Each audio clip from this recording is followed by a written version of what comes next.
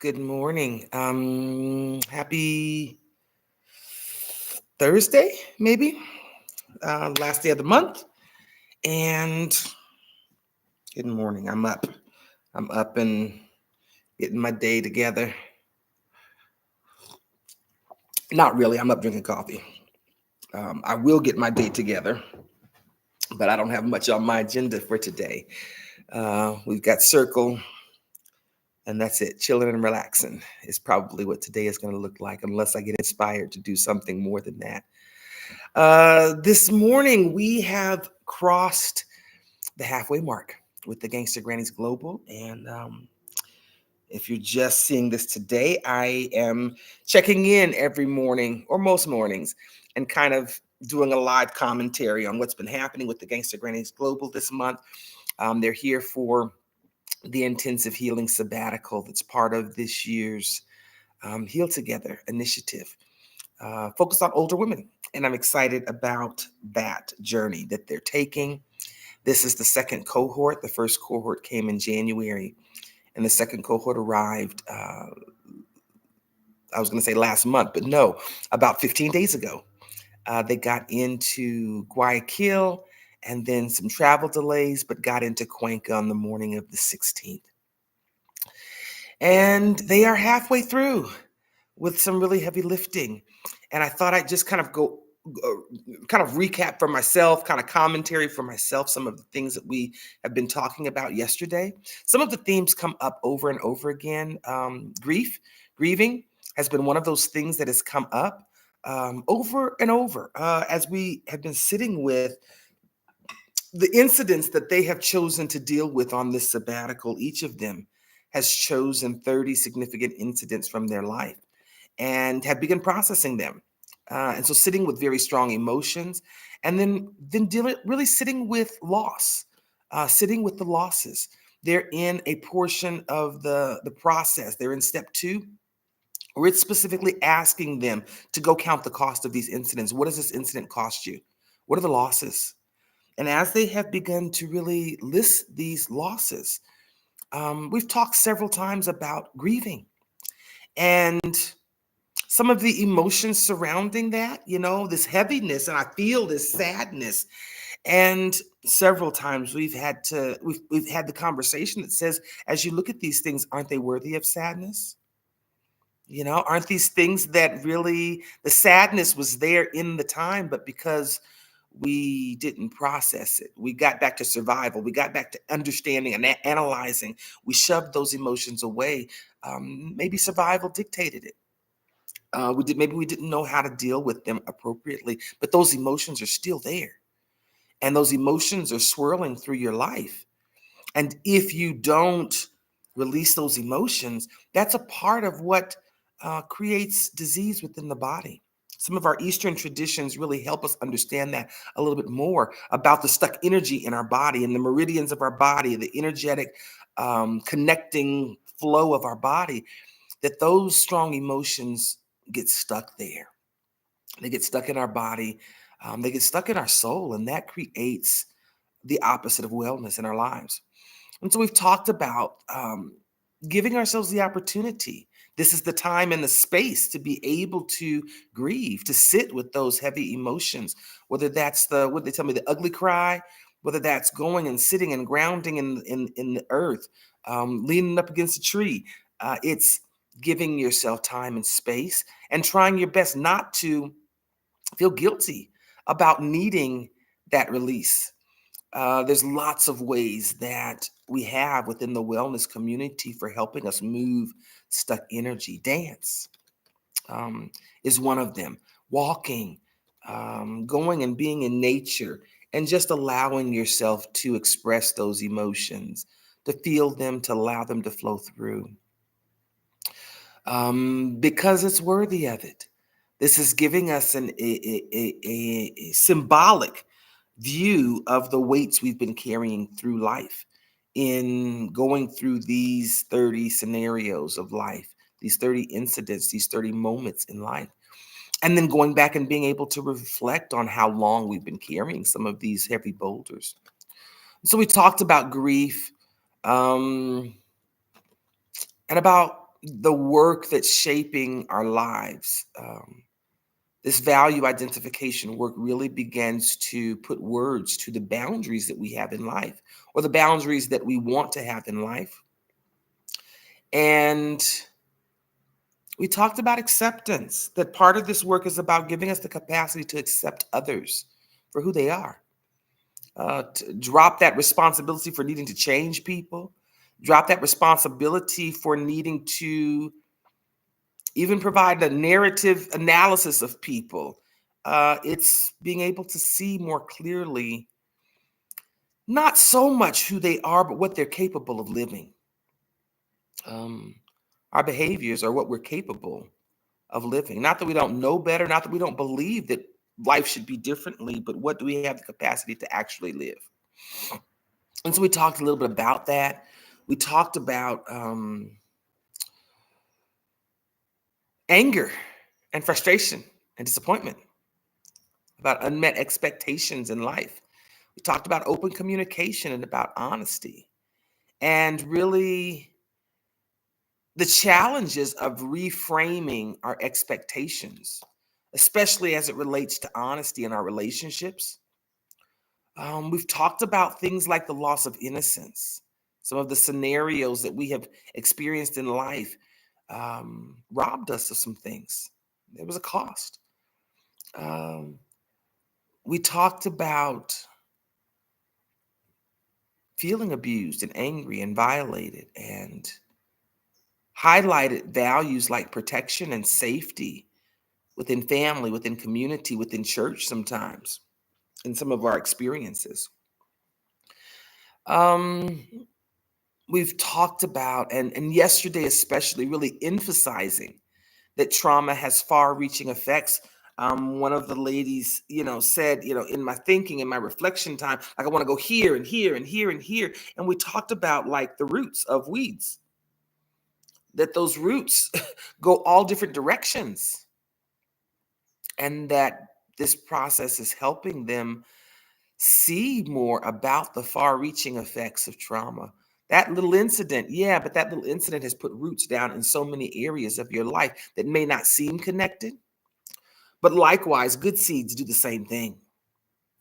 If the weeds and those roots spread out are dealt with, they don't choke out the good seeds. And that the good seeds, the seeds of love, of truth, of authenticity, do the same thing. And so it's just replacing our life with those far-reaching effects, the far-reaching effects of our healing. And we talked a lot about societal pressure and how sometimes that leads to confusion and disconnection from our true self and our true values. It leads us to sometimes doubt the internal guidance. One of the ladies shared about knowing who she was. Like, I've known who I am. I know what feels true to me. And then the people around me say that's not right. That's not appropriate. That's not the way you should see things. You should fit into this mold. And initially, you start out feeling the confusion of that. But the more you practice those costumes, the more you practice wearing those masks, the less and less you realize who you really are. The less and less you recognize your own truth. We sometimes are socialized to ignore the truth of who we are, the truth of what our feelings are telling us. And it twists our values. We forget what we really believe. We talked about that and about regaining the control, regaining the trust, losing the doubt that we can truly guide our lives in ways that feel honest. Um, we talked about sometimes being taught to take responsibility for others' emotions. We talked about, even as young children, sometimes we see it, we've done it, we've received it. Don't cry. One of the ladies shared, in a real life adult experience, don't cry. That the conversation and feeling you're in safe spaces and you share something and tears flow, but others don't want you to cry because it makes them feel uncomfortable. And so I should change my behavior to make sure that you can feel comfortable in not exploring your emotions or your feelings. So we talked about sometimes taking responsibilities for the emotional work of others. We talked about that leading to self poisoning and oftentimes a disconnect from your own emotional truth. Um, we talked about the work of aligning with truth, that confusion that arises when the social expectations conflict with our personal truths, and that the tension that that creates in our lives. Um, Healing really is saving us from living a life that isn't authentic and returning to the alignment of our true self. That really is what healing is about. And that if we return to our true self, we are living our purpose. The expression of who we are in that state of being is what our purpose is all about. It's where our passions are true. Our life becomes authentic. We become the expression that we were meant to be. And I really challenge the ladies that being your true self really is the easiest flow of life. It takes the least amount of energy to be true to who you are. And that being true to who you are is what frees up the energy for not only joy, but your purpose. Like in a real way, you become the expression of your purpose. So healing really does have a ripple effect. Um, we talked about the other side of healing, though, and the other side of healing is the reintegration that'll happen with the ladies as they go back to the relationships, to family members, to situations that they make differently. One of the ladies had a going away party, and I shared with her friends and her support network. She's going to come back different. She's going to come back reassessing her relationships, reassessing the boundaries in her life, reassessing the values behind the way that she moves through life. And I encourage them to be patient, but to consider that what she's doing is leading her to wholeness, and that they either support by getting on the bandwagon or they support with understanding. Um, the ripple effect as you heal. Um, I have found, as I have healed, I have found that more and more there are parts of society, the parts of society that are painful, that are damaging, that are traumatizing. I've had a higher wall of intolerance for those things. It's not being patient with people or tolerant with people, but it's also at the same time saying, I curate my life. And curating my life, it may require that I set boundaries differently for what I will and won't spend my energy on. And that too is the hard part of healing. Um, that the ripple effect um, may move us away from some of the unhealed parts of society, may change our focus.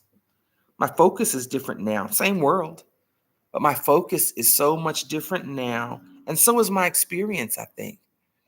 When my focus is on finding love and finding joy and finding passion and purpose in my own life, I move through the world differently. I see the world differently. It's not that I don't notice what's happening in the world. I do. I'm keenly interested in what's happening in this um, global paradigm shift that's unfolding right before our eyes. That's the big picture of what's happening. But I also see what's happening right in front of me. I see the children playing in the park with one, sometimes two generations of people with them. I see little kids riding bikes with their fathers. I see um, moms having babies strapped to their back that seem to be peaceful and tranquil. I look out and see blue skies. I see flowers in bloom everywhere. I see the yellow birds and the hummingbirds as they flitter outside of my window. I see the hugs, even from people that I don't know, just in my daily coming and going in life. I see connection. I see people moving at a pace that seems to be much more life affirming than the paces I've done my life in many of the chapters. And all of that is about curating the life that I want to live and curating the world that I want to live in. The ladies have been able to have some of the experiences of life, the culture of life being very different. And we've had some conversations about that, about the feel of that, about the feel, how it feels moving through life where community supports your values more closely. Being here for me is about being in a culture that is in much more greater alignment with my values. The values for how I want to interact with people, the values for how we move through life, the pace of life that we move through, and being able to get clarity on what that means for me. What do I need for life to feel good and life embracing and vibrant and to feel like I'm thriving? And that's what the ladies have been sharing in. It's not only the lifting of the burdens, but it's also feeling community again in a different way. And I hope that some of what they're taking away from this experience here this month, the work is intensive, but the sabbatical is about being held in a space that feels life affirming. And I'm grateful to be a part of the journey. Um, I'm grateful to be a part of transformation. My partner, one of the partners in the Soul Safari, in one of the videos that I'm editing slowly, says, I just enjoy being able to see transformation. The people and the youth he works with, me too, me too. Um, Seeing change happen. Seeing the ladies walk into themselves, see themselves more clearly in the mirrors of their lives, see the lightness return in some of the areas that we're intentionally working on unburdening their lives with. We're removing these boulders so that there can be more lightness, so that they are carrying less of a heavy load through life. And it's progress, it ain't perfection. They're not going to go home all healed. They're going to go home lighter, though. They will have laid some of their burdens down by the riverside.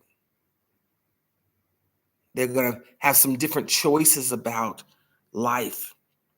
One of the last healing retreat participants says, I'm going to study war no more, the war within myself. I'm going to lay these burdens down, and I'm not going to be at war with myself in these areas anymore.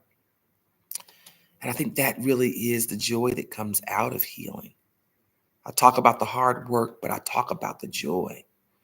The quote that we end each of our healing sessions with is repetitive on purpose. It says, we delight in the joy of the butterfly, but seldom do we acknowledge what it's had to go through to make that transformation. It's not just about the joy of what you get from healing, but it's also honoring yourself, honoring the strength that it's taken to get to that place of transformation. And so I'm grateful to be a part of that journey, and grateful to have the opportunity to kind of just remind myself each morning of where we're going, of the heavy lifting that we're doing, and the celebration of the transformation of becoming the butterflies in our own lives. And the women are doing the work. So support them. If you haven't checked out their social media, you can find them on Facebook and Instagram and maybe YouTube. You can find some of their links on the Gangsta Grannies global website. You can find, I've got some of their social media tags on there, as well as the other participants in this year's initiative. If you'd like to find out more about healing or want to come heal with us, visit the International Welcome Center website. globalundergroundrailroad.com. It's the first step into freedom, greater freedom for your life. If you want to come and participate in the Healing Vacation Retreat, we've got one scheduled in Kitale, Kenya. And I'm super excited about that. The Soul Safari will take place in Kitale, Kenya with one of our partners, the Tabasamu Africa Hub, in collaboration also with Cuba International. And Davi Moser is going to be a part of that as well. That will be November 6th through the 13th in Kitale, Kenya. If you are interested in participating, we'd love to have you come heal with us. There'll also be a collective of African leaders from 4 countries that will be participating, and we're excited about that, healing together in a much more global sense. And grateful to be a part of the transformation that's happening, the social global paradigm shift that's happening in real time before us. And don't we need it? Don't we want it?